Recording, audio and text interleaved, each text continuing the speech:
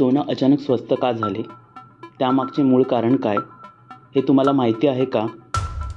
Budget झाल्यानंतर अचानक सोने तब्बल 5,000 रुपयांनी स्वस्त झाली, तर चांदी 8,000 रुपयांनी स्वस्त झाली.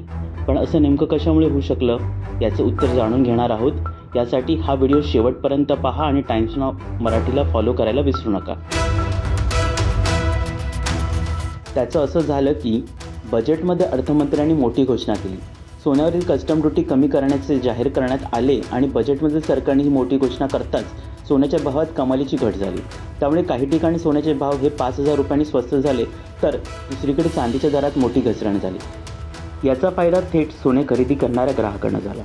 कमी झालेल्या दरामुळे सोन्याच्या विक्रीतही तेजी येईल असा विश्वास जाणकार व्यक्त करत आहेत. पण कस्टम ड्युटी कमी करणं म्हणजे नेमकं काय हे तुम्हाला माहिती आहे का? तर कस्टम ड्युटी म्हणजे बाहेरच्या देशात जेव्हा एखादी गोष्ट आपल्या देशात आयात केली जाते तेव्हा त्यावर एक टॅक्स सरकारकडून लावला जातो. हा टॅक्स का लावला जातो? तर सरकारच्या उत्पादनात भर पडावी किंवा सरकारी तिजोरीला हातभार लावावा म्हणून हा टॅक्स लावला जातो. परदेशातून आयात करत असलेल्या अशा वेगवेगळ्या गोष्टींवर जो कर लावला जातो तेव्हा त्या विक्रीवर लागणाऱ्या जाणाऱ्या टॅक्सला कस्टम ड्युटी असे म्हणतात. आता मूळ मुद्द्याकडे वळूया. सोनं का स्वस्त झालं? कारण सरकारने सोन्यावर लावलेली हाच कस्टम ड्युटी नावाचा कर कमी केला आहे. तो किती कमी केला आहे? तर 6% कस्टम ड्युटी सरकारकडून कमी करण्यात आला आहे. यात कमी झालेल्या 6% कस्टम ड्युटीने सोन्याच्या किमतीत थेट परिणाम केला आहे.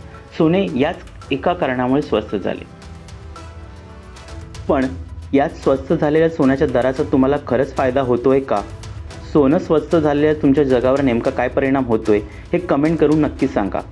आणि हा व्हिडिओ आवडला असेल तर नक्की शेअर करायला विसरू नका.